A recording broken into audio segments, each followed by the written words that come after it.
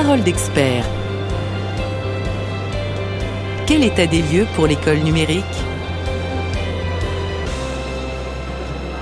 Bonjour à tous et bienvenue dans ce nouveau numéro de Parole d'expert. Nous sommes en direct du salon Educatech Educatis. La DNE, Direction du numérique pour l'éducation, vous propose toute une série d'émissions autour du numérique et de l'éducation. Le thème de notre épisode, les acteurs du numérique éducatif territoriaux, une démarche d'intelligence collective. Alors à mes côtés, en studio, je reçois Marie de Roide, chef de projet Direction du numérique pour l'éducation, Faisal Dawadji, responsable mission communication à la Direction du numérique pour l'éducation, et Rémi Chintron, chargé des structures innovantes partenariales à la Direction du numérique pour l'éducation. Bonjour à vous trois. Bonjour Lorraine Fournet. Bonjour et bienvenue. Alors Faisal, je vais commencer par vous. La collaboration entre les territoires et l'État, finalement, ce n'est pas nouveau. En quoi le numérique est-il justement une opportunité pour développer ces échanges ? Non, c'est pas nouveau du tout. C'est effectivement dans la tradition du ministère de l'Éducation nationale avec les collectivités territoriales, et je dirais même que c'est l'ADN de la direction du numérique éducatif, puisque le grand déploiement du dernier plan numérique pour l'éducation a été fait avec un système de copilotage entre l'État et les collectivités territoriales qui s'incarnait justement dans le cadre d'un conseil des partenaires, d'un comité des partenaires, et qui a pu justement aboutir à une méthode de travail, de bonnes habitudes et puis surtout de la confiance entre l'État et les collectivités territoriales. Une notion extrêmement importante. Alors Marie de Roide, vous avez organisé justement en août une journée de rencontre en continuité de ce que nous expliquait Faisal à l'instant, une journée que vous avez appelée Jeannette. Alors pourquoi avez-vous décidé d'organiser cet événement ? Alors Jeannette, c'est la journée des acteurs du numérique éducatif dans les territoires. C'est le résultat d'une décision issue de réflexion, comme l'a dit Faisal, pas nouvelle. On avait besoin de répondre aux attentes des acteurs qui font les projets sur le terrain, donc au niveau des collectivités territoriales, quel que soit leur périmètre, et des académies et même des établissements scolaires, dans l'optique de les faire se rencontrer pour qu'ils puissent partager des expériences, des problématiques, pour ne pas dire des problèmes, des pistes de solutions, pour qu'ils puissent ensemble identifier des sujets d'intérêt.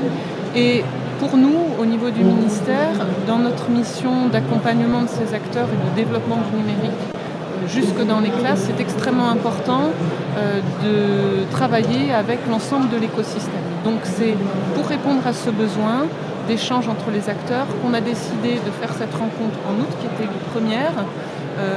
une première par rapport aux actions qui ont été menées précédemment entre notamment 2015 et 2017 avec un certain nombre d'appels à projets, parce qu'il y a eu une accélération. Oui, depuis 2015. Voilà, dans le rythme de déploiement des équipements et des ressources, donc avec un besoin peut-être amplifié suite à ces actions-là. Donc c'était vraiment dans cet objectif d'accompagnement précis. Et il s'avère que ce n'est pas une structure uniquement, je dirais, ponctuelle par rapport à ces actions-là, mais plutôt à pérenniser. En tous les cas, c'est le retour des acteurs que nous avons réunis pour la première fois fin août. Alors, il y a un comité de pilotage qui a été organisé bien en amont de cette journée, justement pour faire émerger les thèmes abordés, et les territoires y ont été associés. Rémi Chintron, pourquoi c'était important d'associer les collectivités, les territoires, finalement très en amont de cette journée d'échange ? Comme l'a rappelé Faisal, c'est la méthode de travail que nous avons mise en place déjà depuis plus de 2 ans, puisque le numérique éducatif, c'est une compétence partagée. C'est une compétence partagée entre l'État, à travers le ministère de l'Éducation nationale, et puis les collectivités, qui sont en charge d'équiper nos écoles, nos collèges, nos lycées. Et il est bien évident que c'est avec eux qu'il faut construire. Il ne s'agit pas seulement de les associer une fois que les décisions sont prises, c'est de les faire participer vraiment à la décision pour aller ensemble vers un objectif commun et de définir d'ailleurs ensemble cet objectif commun. Et donc Jeannette, ça a permis effectivement cette journée de les réunir tous les niveaux de collectivité étaient représentés avec, bien évidemment, des problématiques qui leur sont propres. Nous devons les entendre, nous devons non seulement les entendre, les écouter et faire en sorte d'en tenir compte dans le cadre des politiques qu'on souhaite mettre en place. Alors oui, il y a 5 thèmes qui ont été choisis donc en concertation et qui ont guidé véritablement cette journée d'échange. Parmi eux, le biode. Alors qu'est-ce que le biode? Comment on peut le définir? Marie, peut-être? Alors, je ne vais pas vous donner là maintenant la définition du biode. C'est d'ailleurs un des axes de travail du groupe biode qui a été mis en place depuis la première journée Jeannette de fin août, puisque nous avons réuni avec des ateliers de travail dans les locaux du ministère, l'un en septembre, l'autre en octobre, des représentants des collectivités territoriales, des académies, des chefs d'établissement, avec pour objectif notamment de discuter de cette définition du biode, c'est-à-dire qu'est-ce qu'on met derrière. Donc le biode, peut-être quand même pour appeler... Pour le définir, voilà. Bring your own device ou avec en français, apportez votre équipement de communication. Et du coup, il s'agit d'une approche de l'équipement des élèves et des enseignants basée sur le fait que cet équipement est la propriété de l'élève ou de sa famille et de l'enseignant plutôt que la propriété de la collectivité territoriale telle que c'est aujourd'hui le cas le plus général dans les projets d'équipement des individus dans les classes et dans les établissements. Donc là on est sur la propriété par l'élève et de l'enseignant. Rémi Chintron, justement, ça pose aussi des conséquences pour les collectivités parce que ça sous-entend quand même retravailler la question de l'infrastructure. Pour les enseignants, c'est aussi une façon de retravailler leur scénario pédagogique. Ça a des conséquences aussi pour les territoires. D'abord, c'est une thématique qui a été apportée aussi principalement par les collectivités, les départements en premier. Puisque les départements, dans le cadre du plan numérique éducatif, du développement, du déploiement de tablettes, un certain nombre de départements ont dit nous, on ne pourra pas suivre financièrement. C'est-à-dire un équipement par élève, le 1 pour 1, on ne peut pas suivre, même avec l'aide de l'État. Et qu'il fallait se poser des questions sur l'avenir, parce que les élèves sont de plus en plus équipés en matériel, les familles sont de plus en plus équipées. Le taux d'équipement en tablette numérique pour les familles de collégiens, c'est entre 65 et 70%. Ça sera certainement 80-90% dans les 2 ou 3 années à venir. Et donc, c'est de se dire, est-ce qu'on doublonne ou est-ce qu'on propose aux élèves de venir avec le propre équipement? Ils ont l'habitude d'être dessus, de les utiliser. Mais c'est vrai que ça pose aussi d'autres questions. Donc ça résout une partie du problème financier lié à l'acquisition du matériel. Mais comme l'a dit Marie, il y a aussi toute la question derrière de comment on intègre ces matériels aux solutions d'infrastructures, de réseau des établissements. Parce que ces matériels, bien évidemment, ils sont multiples. Ils sont de forme et disons sous des formats multiples. Donc il faut bien évidemment travailler cela. Il y a des solutions techniques qui permettent de le faire et ça a fait partie des sujets importants qui ont été abordés. Voilà, biode, c'est vrai que d'ailleurs le livre blanc de l'ADF, l'Assemblée des départements de France vient de publier un livre blanc sur le numérique éducatif, fort des 3 dernières années où ils ont travaillé avec le ministère sur le déploiement pour faire une sorte de bilan déjà, de bilan d'étape et apparaît clairement pour eux la volonté de se tourner vers ces solutions.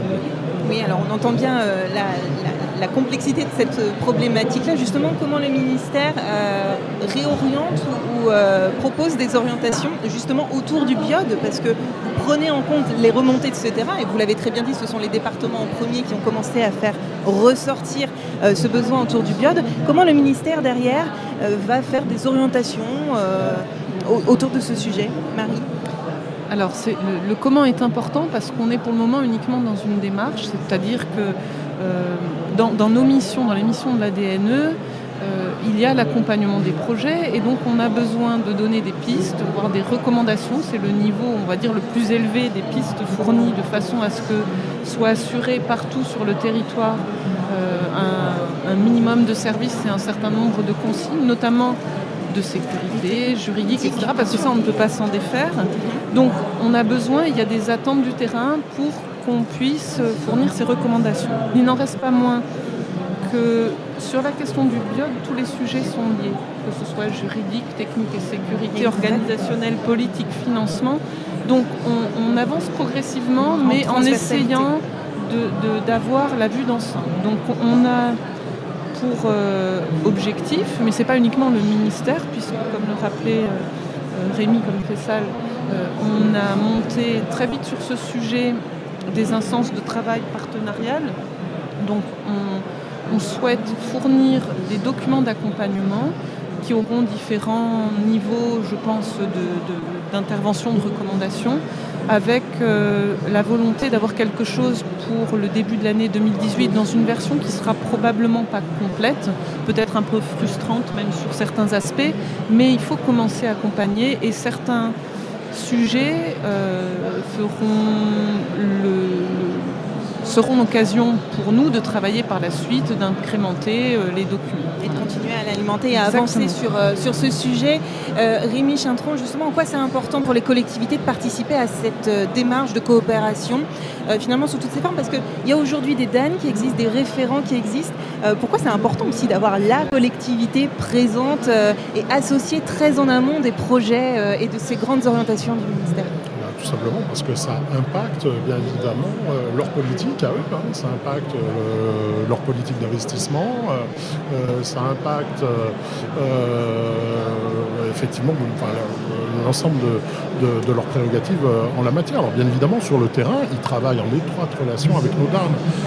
D'ailleurs les relations sont excellentes entre les collectivités et nos DAN, mais à un moment donné, bien évidemment, on centralise quelque part les travaux pour que ce soit une uniformité aussi des pratiques sur l'ensemble du territoire. Et c'est aussi le rôle de l'État de veiller à ce qu'il y ait une certaine cohérence.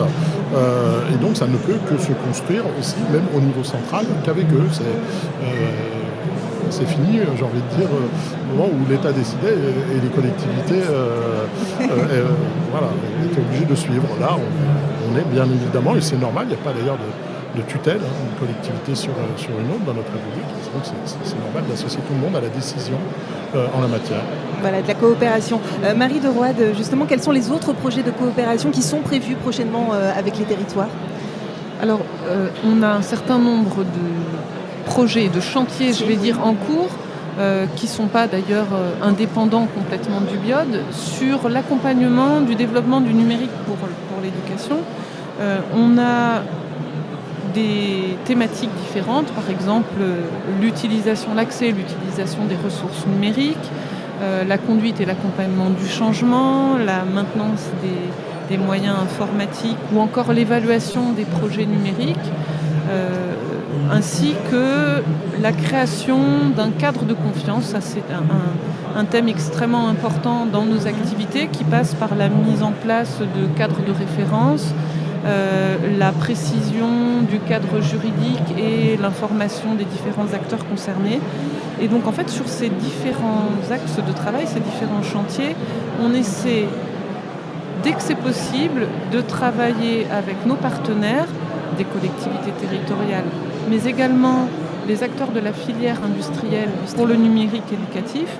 C'est soit sous forme de groupe de travail, et en tous les cas, quoi qu'il arrive, quand on publie un document, surtout si c'est un document de recommandation, il est systématiquement soumis à appel à commentaires, parce que pour qu'un document puisse faire référence, il faut qu'il y ait eu d'une part co-construction, ce que disait Rémi tout à l'heure, mais également une adhésion et une participation, parce que sinon ça ne sert à rien de produire de la recommandation si elle est édictée par un seul acteur. Fessal, quelle suite souhaitez-vous donner justement pour faire grandir cette communauté d'acteurs? Eh bien, le processus est lancé. Dès son arrivée, Jean-Michel Blanquer, le ministre de l'Éducation nationale, a souhaité bâtir son action sur le site de l'école de la confiance. Ça implique pour nous, administration centrale, d'aboutir à un processus d'administration inversé. Et donc on a un fil rouge, nous. C'est le fil rouge territorial. Par rapport à ça, on a une situation nouvelle où il n'y a plus de cumul de mandats, où on a un Parlement particulièrement rénové, dans la majorité comme dans les oppositions. Et à partir de là, La manière pour nous de faire grandir cette communauté, c'est justement de l'ouvrir aux parlementaires qui sont rajeunis et qui ont surtout une vraie appétence et une vraie compétence pour cette construction de l'école de demain. Je pense notamment aux questions d'intelligence artificielle ou aux questions d'éducation aux médias qui sont l'enjeu majeur pour les 20 années à venir. Donc nous inviterons les parlementaires à nous rejoindre dans cette communauté des acteurs numériques, des acteurs de l'éducation numérique dans les territoires. Eh bien, merci beaucoup à vous trois d'être intervenus sur notre radio. Rendez-vous à 15h30 pour une émission autour de la conduite du changement. Merci à tous de nous avoir suivis et à très bientôt. Merci à tous. Au revoir. Parole d'expert. Quel état des lieux pour l'école numérique ?